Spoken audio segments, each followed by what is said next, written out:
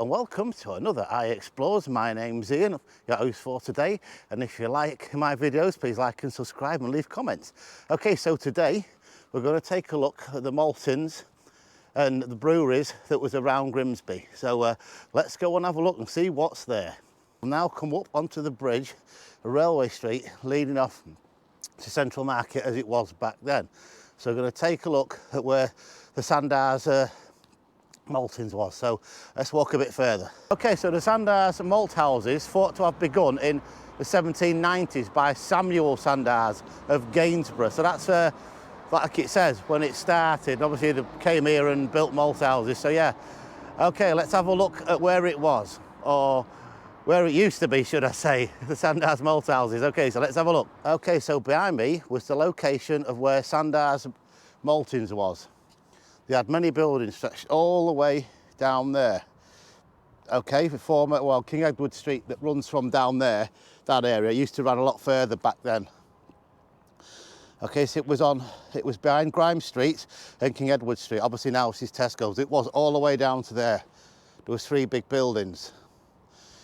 Okay, and it did get bombed during the war. The first one was butterfly bombs and many casualties from that. And the second was one night Grimsby got bombed with explosives and well, I don't know how many the Sandars maltings, but it absolutely destroyed. But after the war it did get rebuilt, because I have seen a picture and it was dating from the 70s, so it did get rebuilt again. Okay, so was another malt house in this area called Paul's. Now the thing is, the only building it's actually standing is that. See how long that is? There was all long because the grain had to be laid out on the floor to germinate, okay, before they could start making the malt, or the crystals, from what I read. Okay, so it could be that one, I'm not sure. If anybody here can tell me, that'd be great, because there is another one that's listed, and I'll go down there and show you, which was where furnaces used to be. I don't know what it's called now offhand. Okay, so yeah, let's go down there and have a look. Okay, so I'm now stood in the car park of Tesco's. Okay, so that building was where that, see how big that is? That's how big the maltings was, but there was 2 more in that area where we're going to have a look. And like I was saying about King Edward Street, which is over in that direction, he used to run here where I am now, basically in front of the Tesco's, if you like. Okay, and Grimsby Street is also up there, so basically that would be on the back of these streets, if you see what I mean. There would be houses around here as well, and there was pubs. But yeah, you can see how massive that building would have been. Okay, let's go. Walking down Victoria Street South. Now I'm roughly coming up to where the Hewitt's maltings was. So I'm going to turn this around and show you where it was in a second. So let's move on a little bit. I'm walking up to the location now where the Hewitt's maltings was. I'm going to turn the camera around in a second now. There it is. It was in that area where Home Bargains is. Okay.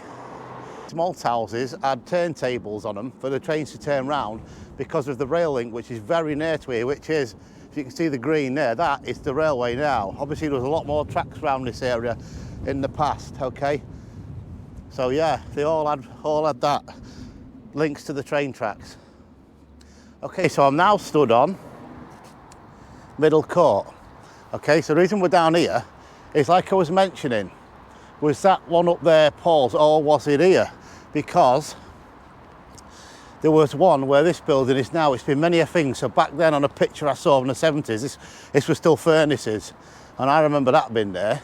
So if I turn it round, in that area, like I was saying, if anyone could tell me in the comments, it'd be brilliant. But yeah, there was one here as well.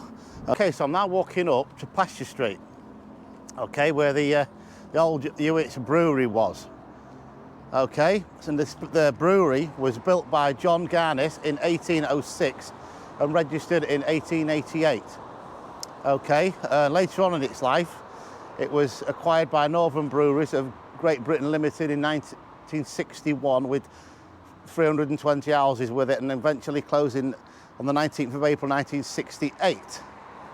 Okay, so the Hewitt brothers took over the lease of Pasture Street Breweries in 1871, previous to all them dates I've just said. And it was known as the Tower Brewery then.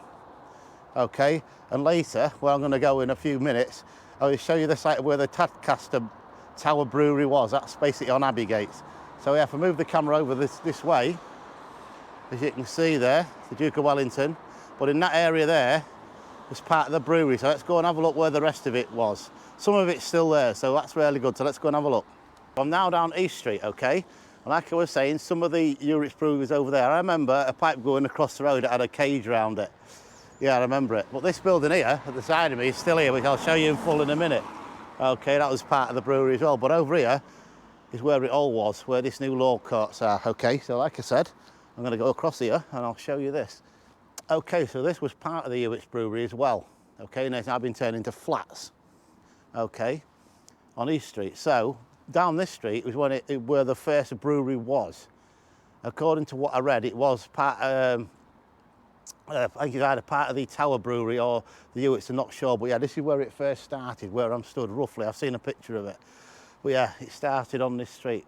Very small it looked then, but then obviously it got bigger during the years. Okay, so let's move on. Okay, so I'm now on Bethlehem Street and we're now coming up to the old Tadcaster Brewery, okay? Okay, and this is the entrance to the brewery just there. As you can see, it's still there, now known as Abbey Gates. If you look down, look at these bollards, have been here a while, where obviously the carts used to bash into it.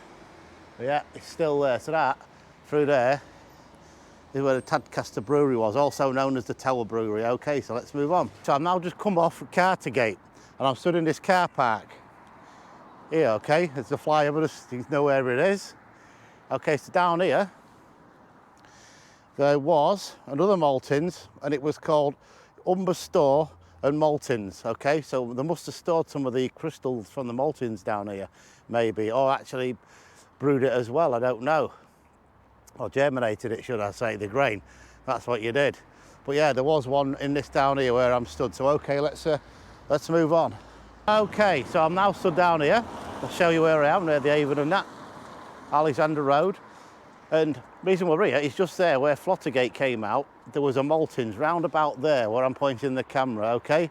So that's where there was another one. Let's go on to the next. Okay, so I'm now walking down Garth Lane. Okay. And there was Maltings down here as well, which is the building behind me. Also Flour Mill, that one there. And I'll just walk up here a bit further. Just all these been here in 1424, there were 2 timber water mills. Okay, so it's a 5-storey grade 2 listed building which first opened in the 1840s as a steam driven mill. Closer now, down here, you can see there's the buildings that they're going to change. Okay, and this was obviously an ideal place for a mill because you could load it straight onto a boat and go that way over to the docks maybe. Okay, so we've come to the end of another video. I'd like to thank all my new subscribers to the channel. Welcome. I'd like to thank all those for watching my content. I really do appreciate it. It helps my channel a lot, helps me do more. So on that note, I will see you all again on the next video. Bye for now.